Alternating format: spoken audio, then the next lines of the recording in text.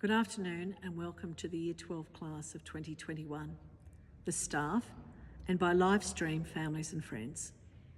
Can I thank Cassandra and pay my respects to emerging Aboriginal leaders and to the elders of our community.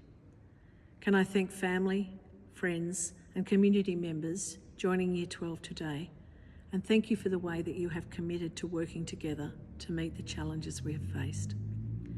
Can I also start with thanks to everyone involved in making this particular graduation possible, especially Kylie Munzenberger, Ben Diaz, Tracy Gatt, Bernadette Corpez, Connie Matamore, and the students for your capacity to adapt and innovate for our first truly online graduation. We found some great new ideas. Given restrictions easing, we do plan to have a face-to-face formal on the 6th of December. In 2020, I tried really hard to recognise the impact of COVID, but not to mention it in my address to Year 12. We really had no idea that by the end of September 2021, 2020 would look like a practice run, because Year 12 2021 would have missed 15 weeks of the face-to-face preliminary HSC, and then another 15 weeks of the face-to-face HSC, including all of Term 3. Nor could we guess or predict how well the government and adults would handle some things, and frankly, how badly they would handle others. No matter what your views about the decisions made by others, it is you, our Rooty Hill High School students, and the young people like you across Western Sydney who now have the franchise.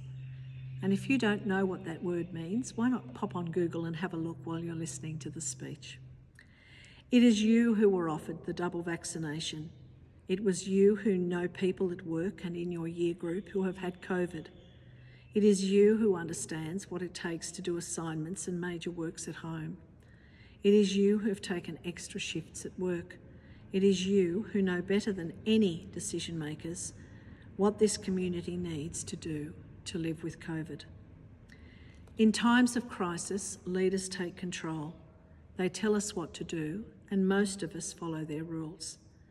As citizens, we give them permission to take control. Sadly, some of our leaders do not remember that their franchise comes from us, and then they struggle to give up giving orders once the crisis is over, while the rest of us are just trying to work out what to do next. So today, instead of telling you what to do next, what you should know or do or be, I want to ask you and your families to think about what you have learnt and what you can take forwards. And I want to share with you some ideas from one of Australia's best-known trauma psychologists, Dr. Rob Gordon, who is best known for his work with bushfire victims and communities. I hope you will think about the lessons of those who have survived other major crises and gone on to rebuild their lives. In the first phase, after a crisis, like when we know the events happened, the fire or the announcement of the pandemic, so for us at the end of last term, most people have a huge adrenaline rush. You and your teachers hit the ground running, with lots of work and challenging lessons at the start of Term 3. In this phase, it is very normal to have high morale and a belief you can handle anything, no matter what is coming. While you knew the crisis had happened and felt strong, some of the real reactions were still to come in Phase 2, including a big rise in your cortisol levels, particularly as our LGA went into lockdown and we became an L4+ school with all that meant. Cortisol helps us cope each day as we were asking our brains to do more and more and more to react to each new crisis. However, eventually, cortisol levels stay high. And that was when many of us started to notice brain fog, exhaustion, maybe even the zombie state. And it started for many of us, and then for many of us, what happened was we just started to plod through, just do whatever was required. In this phase, learning is and was harder, and we often forget what we have just done.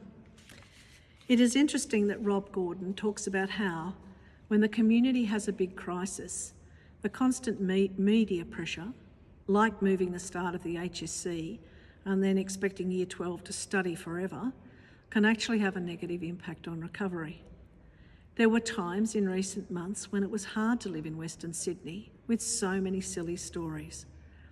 There were times when our community felt it had been disenfranchised and treated differently to other parts of New South Wales. For some of you, it was even harder given family and work commitments. So thank you for hanging in there.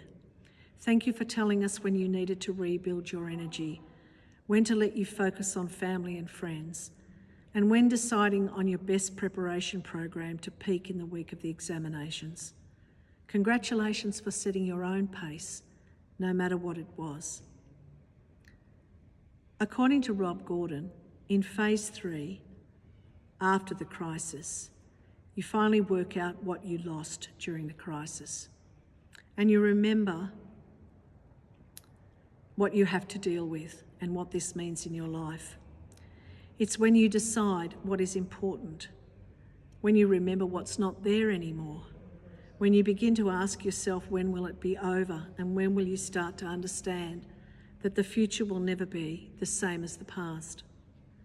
Funnily, in schools, that happens with each Year 12 graduation when students head in different directions. This year it is more. The uncertainty for our community is more. Yours is not the first generation to whom this has happened.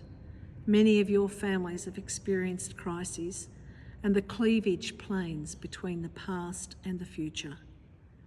We know there will be people we know who have been sick or will get sick, who have been vaccinated or who have not, are ready to return to lives with lots of contacts, and others who will not want to do that.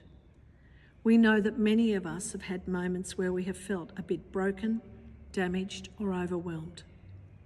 Your year group, like other survivors, will be able to say that unless you were there, you cannot understand.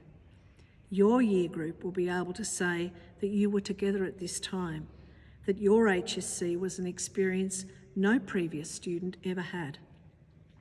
It will be your year group that rebuilds the social capital of this school and community in the way you go forward from today. Who knew when you started in Year 7 that your year group would be given the franchise and the responsibility to take the decisions that will lead our community forward? As we return from lockdown, please think about the final phase of recovery from a crisis, where you rebuild your energy, redesign your lives, find your new identity, and come back together as a community. We'll be doing that on the first day of the examinations. As Rob Gordon says, it is not how fast you rebuild after a crisis, but how well you rebuild, and how you decide what parts of the new normal will make you happy. Year 12, I wish you happiness. I wish you success. I wish you new dreams and old ones, and I wish both come true. You have the power, you have the control, you have the franchise, and I hope you will use it well. Congratulations, Year 12.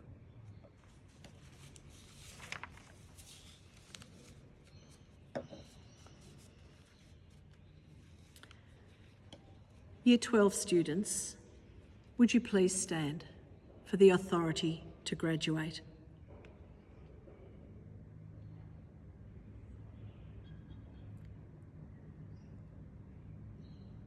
With the authority delegated to me by the New South Wales Education Standards Authority, I now declare that these Year 12 students have met all school-based requirements for the award of the Higher School Certificate.